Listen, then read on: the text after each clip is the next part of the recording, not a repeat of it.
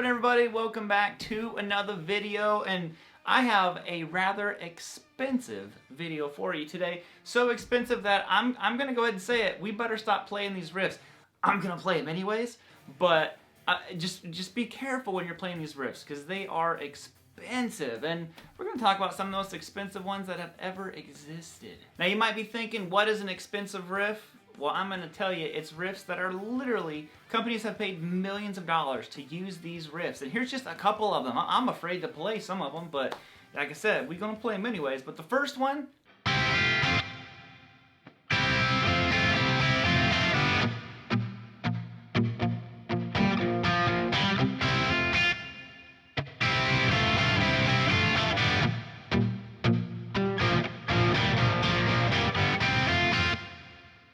Start Me Up. Microsoft actually paid $3 million to use Start Me Up in just one of their commercials. And I'm just like, oh my God. I mean, it's the perfect, obviously the perfect song to use in something like that. So I'm sure it sucks whenever you're like a commercial, designing this commercial or movies and all this stuff, and they're just like, it has to be this song.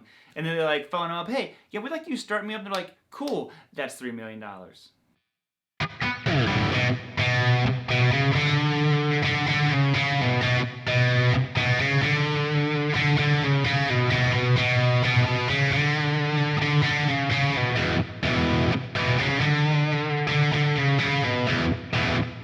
So the next one we're going to talk about, more Rolling Stones in here. So basically, when Conan O'Brien was leaving NBC, he kind of got wrote off, canned, all that stuff.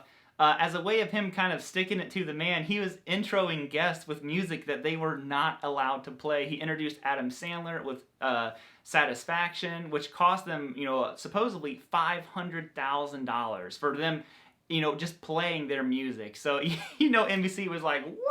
And then he introduced another guest with a Beatles song, and supposedly that was another $500,000 for just the little snippet that he played. And there's actually this really old video of David Letterman wanting to play some Eagles songs. If you haven't seen it, you have to go search this video. And they can't. He wants to play the Eagles songs, and they won't let him. They're saying it's gonna be, $300,000 or $100,000, whatever it was back whenever that show was shot. You have to watch the video, but they finally find this. It was basically like an Eagles Life in the Fast Lane knockoff. You have to watch the video. It's so good.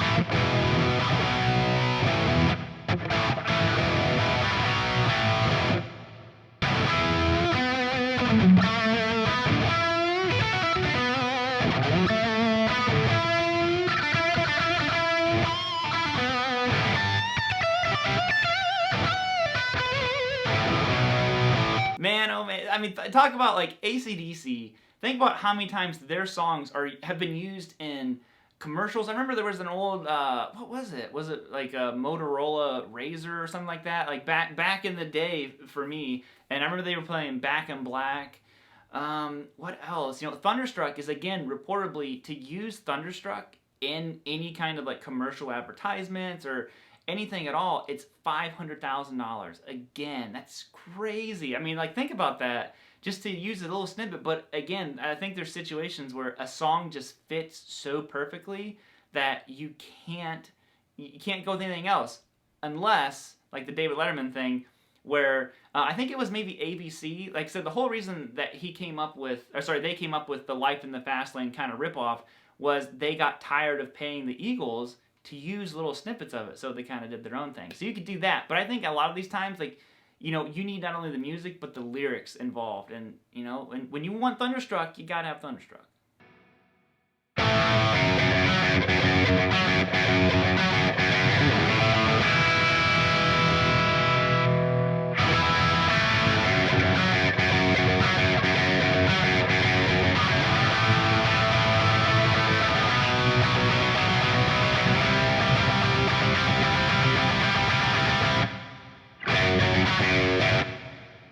Now, I think pretty much any time that you hear Led Zeppelin, anything, and you knew Led Zeppelin would be on here, you can rest assured that whatever the company is, whatever the movie is, any of that stuff, they have paid mad money to use Led Zeppelin. And that 100% stands for, if you've seen Thor Ragnarok, you know that opening scene whenever he's fighting? Immigrant Song. And supposedly that was 1% of the studio's budget. It cost them $2 million to be able to use that little snippet of, you know, they didn't even do the whole song. But think about $2 million to use that little piece of the song. But like I said, I believe it was the director who said it, like it had to be this song. There was no other song. It needed to be that one. And that's why they were willing to drop the, 1% of the budget on just the audio from an old Zeppelin song. Crazy.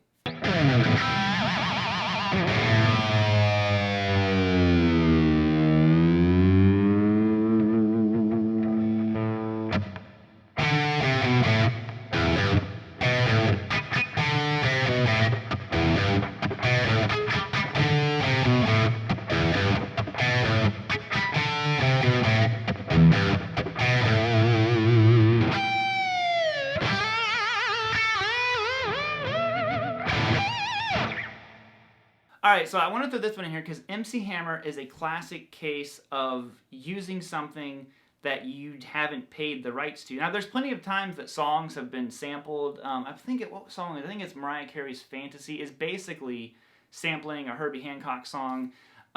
There's so many cases. Obviously Vanilla Ice is another one where he sampled something that he got in trouble for because it was under pressure. He didn't pay them to use that. And the same thing happened with, Can't Touch This. And obviously that is I believe a Rick James song. And I don't have exact numbers, but I mean, obviously his struggles legally with that song have been documented all over the place. And I think it's just a good one to throw in here to be like, yeah, if you're gonna use something, make sure that it's like not close enough to where you're gonna get in trouble, or you just gotta pony up and just pay for it, I guess. So the Beatles songs, I'm actually not going to play any Beatles songs here on YouTube. As bad as Zeppelin is, for getting flagged for copyright, Beatles songs are 1,000 times worse. I know anytime I've played a Beatles song, my video has either gotten taken down, or they take all the revenue from it and all that stuff, so I'm not even going to play any Beatles stuff. But the Beatles songs are notoriously, heavily guarded. Years ago, Nike actually paid $500,000. That seems to be like the running thing. They're like, hey, how much is your song? 500 grand. All right. So Nike paid $500,000 to use a little piece of it, and later Michael Jackson actually bought the rights to a huge catalog of Beatles songs. So you can think about how many years ago that was whenever Nike did that. Think about how much it would be nowadays. I mean, we're talking, decade or so ago, however long it's been. But I'm sure now, basically to use any kind of Beatles stuff, I'm sure it's right up there with Zeppelin and, AC/DC, all those guys. It has to be just millions of dollars. So some honorable mentions I wanted to put in here are just kind of some really interesting ones. So if you've ever seen School of Rock, that was a huge movie when I was a kid growing up. Obviously there's that iconic scene where Jack Black is in there singing Immigrant Song again. And they originally wanted to use Immigrant Song, and Led Zeppelin told them no. So the way they got around that is basically Jack Black made a video and pretty much, begged Led Zeppelin, like, please let me use this song. It's so crucial to this scene. And they obviously finally caved and let him do it. But initially, they said no. So a lot of that Zeppelin catalog is extremely, heavily guarded. Zeppelin is known for requesting, even scenes to be changed if you want to use their music. In the Ben Affleck movie Argo, he was putting the needle down on a Zeppelin album, and he put the needle technically in the wrong spot. And they were like, you guys can use our song, but you need to reshoot this. He's not putting the needle in the right spot for the song. So, like I said, a lot of these guys, they are protective about their music. So there you guys have it. I just thought it would be a really interesting video. Like I said, when we were researching this, my wife helped me look up a lot of this stuff. So a big shout out to her for spending so much time researching this. And it was just, I was amazed by a lot of this stuff, especially the stuff about Led Zeppelin needing them to reshoot the scene to be like, hey, you didn't put the needle in the right spot. That's not where that song is. And Jack Black, making the video, pleading, please let me use, Immigrant Song. So I thought it was really, really cool. And if you guys have other stories that, or maybe corrections, maybe I misspoke, let me know down below in the description. I'm gonna go ahead and jam our way out of here. If you got your guitars in your hands, let's jams.